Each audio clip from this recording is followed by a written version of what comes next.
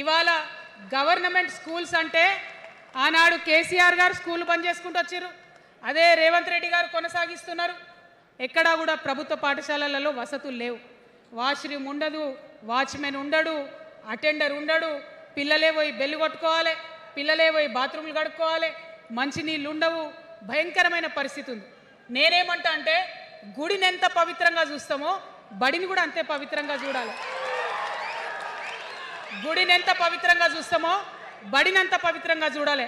కాబట్టి నేను ఒక మాట అంటున్నా, ప్రతి ఊర్లో ఒక బడి ఉండాలి, ప్రతి తరగతికి ఒక టీచర్ ఉండాలి. ప్రతి ఊర్లో ఒక బడి ఉండాలి, ప్రతి తరగతిలో ఒక టీచర్ ఉండాలి. ఖచ్చితంగా అట్లా జరిగినట్టయితే ప్రభుత్వ పాఠశాలలు మంచిగా అవుతాయి. మరి నా పేద మధ్యతరగతి ఆడబిడ్డలు, మా అక్కలు అమ్మలు అనుకుంటున్నారు, అక్క మరి ఆల్రెడీ మా పిల్లలు ప్రైవేట్ స్కూళ్ళలో చదువుతున్నారు, వాళ్ళ సంగతి ఏందని. నేను మాట ఇస్తా ఉన్నా, ఇవాళ మన ప్రభుత్వం వస్తుంది, ఖచ్చితంగా వస్తుంది.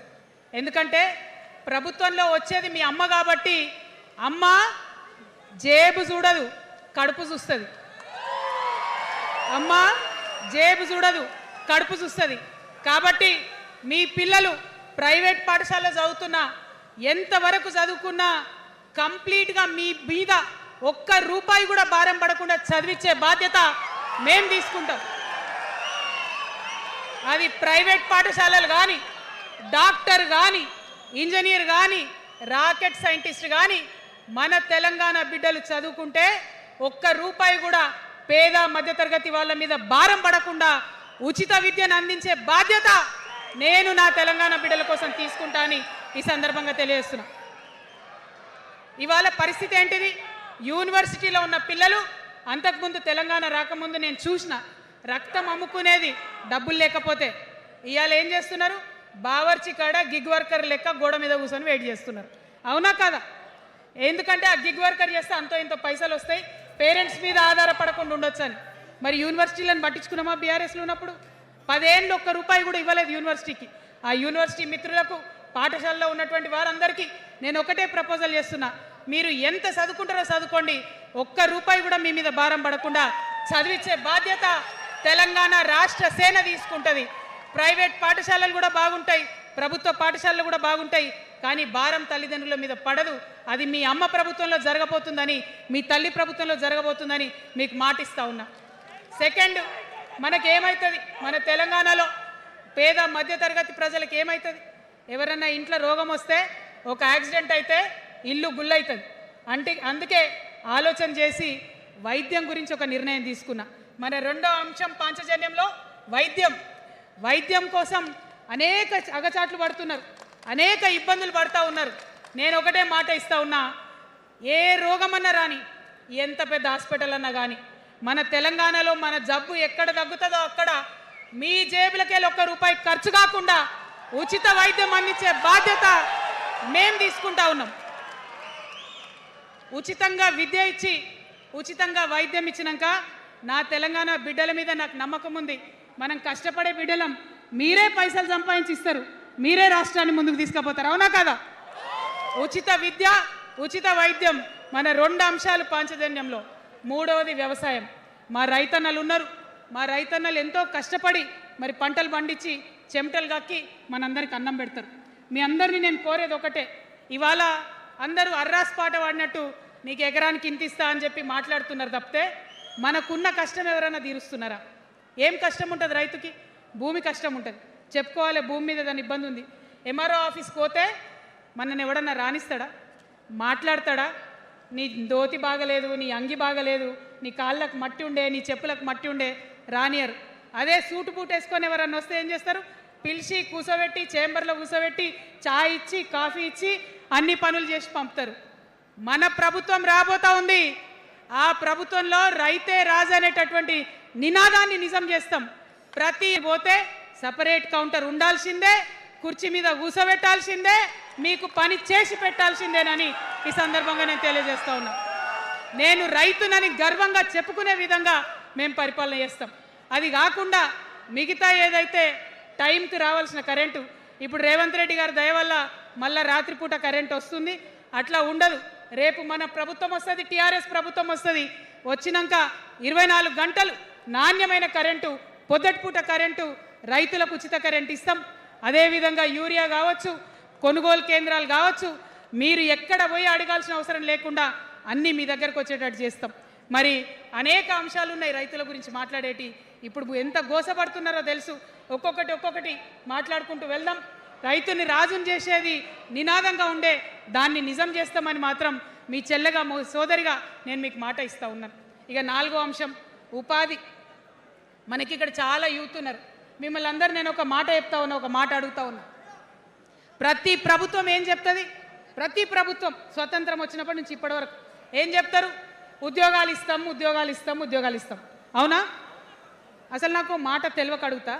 ఒక యువ మిత్రుడు ఉంటే, ఒక యువతి ఉంటే, నేను వ్యాపారం చేసుకోవాలనా, నేను ఉద్యోగం చేసుకోవాలనా, నేను కళారంగానికి పోవాలనా, నేను ఇంకోటి కావాలనా అనే స్వేచ్ఛ నాకు ఉండాలి కదా, నాకు ఉండాలి. కానీ ప్రభుత్వాలు మనకేం చెప్తాయి? నువ్వు ఉద్యోగం చేయి, 9 to 5 ఉద్యోగం చేయి, బానిస బతుకనేటటువంటి కండిషనింగ్ చేస్తూ ఉన్నాయి. ఇప్పుడు చాలామంది యూత్తో నేను మాట్లాడినా, నాకు ఒక మాట చెప్తా ఉన్నారు. అక్క, మా పరిస్థితి ఎంత ఘోరం ఉందంటే బయట ఉద్యోగం దొరుకుతలేదు చదువుకున్న చదువుకి. మా అమ్మ సెల్ఫ్ హెల్ప్ గ్రూప్లో ఉండి ఆమె 2 లక్షల రూపాయలు తీసుకొచ్చి ఇస్తే నేను బండి కొనుక్కోవాలి. ఆమె 3 లక్షల రూపాయలు తీసుకొచ్చి నాకు ఇస్తే నేను ఆటో కొనుక్కొని నడుపుకోవాలి. వయసు వచ్చిన కొడుకుని, వయసు వచ్చిన బిడ్డని తల్లి దగ్గర చేయి జాపాలంటే నామోష్ అనిపిస్తుంది అక్క అని అనేక మంది చెప్పారు.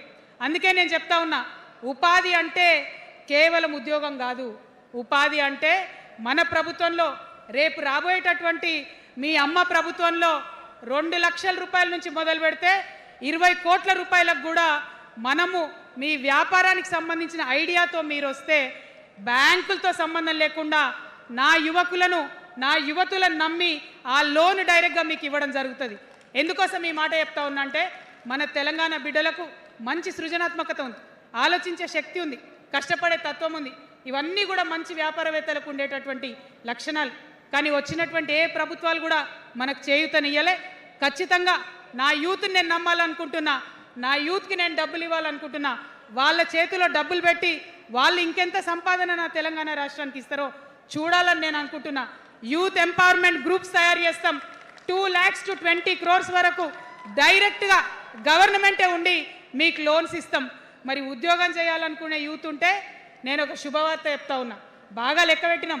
మీకు తెలుసు, నేను ఏది స్టడీ చేయకుండా ఆగమాగం మీద అసలే నేను స్టడీ చేసిన దానికి ఏంటంటే, ఎవరైతే ఉద్యోగం చేయాలనే యూత్ ఉంటారో వాళ్ళకి మొదటి సంవత్సరమే మన గవర్నమెంట్ వచ్చినాక 4 లక్షల ఉద్యోగాలు ఒకటేసారి సింగిల్ నోటిఫికేషన్తోని ఇచ్చి తీర్థం. ఇది నా మాట. నేను మళ్ళీ మీకు ఎందుకు చెప్తా ఉన్నా ఈ మాట అంటే, నేను తల్లిని, నేను జేబు చూడా, ఎంత ఖర్చు అవుతుంది, ఎంత జీతం అవుతుందని చూడా. నా కొడుకు కడుపులో ఉన్న బాధను, వాడి ఆత్మగౌరవాన్ని, నా బిడ్డ బాధను, ఆమె చదువుకున్న చదువుకి రావాల్సిన ఉద్యోగాన్ని దాన్నే చూస్తా. కాబట్టి మొదటి సంవత్సరమే 4 లక్షల ఉద్యోగాలు ఇస్తాం. మరి మన ఉద్యమకారులు ఇంతమంది వాళ్ళ వయసుని, వాళ్ళ యవ్వనాన్ని వాళ్ళు సంపాదించుకునేటటువంటి మొత్తం వయసును కూడా ఉద్యమానికి దారపోసిరు. కాబట్టి నేను ఉద్యమకారుల కోసం ప్రత్యేకించి జూన్ 2, 2014 వరకు కట్ ఆఫ్ డేట్ పెట్టుకొని ఆనాటి ఉద్యమకారులకి 1 లక్ష ఉద్యోగాలు, సూపర్ న్యూమరరీ జాబ్స్ క్రియేట్ చేయబోతా ఉన్నామని కూడా ఈ సందర్భంగా తెలియజేస్తున్నా. అంటే ఇవన్నీ తెలంగాణ ఉద్యమంలో, తెలంగాణ రాష్ట్ర సాధనలో మీరు చేసిన ప్రయత్నానికి, మీ రుణం తీర్చుకోవడానికి నేను చేస్తున్న ఈ ప్రయత్నం అని చెప్పి ఈ సందర్భంగా తెలియజేస్తా ఉన్నా. మరిగా మన పాంచజన్యంలో 5వ అంశం, ఆఖరి అంశం, అతి ముఖ్యమైనటువంటి అంశం సామాజిక న్యాయ తెలంగాణ సాధించాల్సిందే. మన ఎస్సీ మిత్రులకు, ఎస్టీ మిత్రులకు, అగ్రవర్ణాల్లో ఉన్నటువంటి పేదవారికి, బీసీలకు అందరికీ న్యాయం జరగాలి. మా మైనారిటీ సోదరులు, మా ముస్లిమ్స్ కావచ్చు, క్రిస్టియన్స్ కావచ్చు, సిక్కులు కావచ్చు, అందరికీ కూడా న్యాయం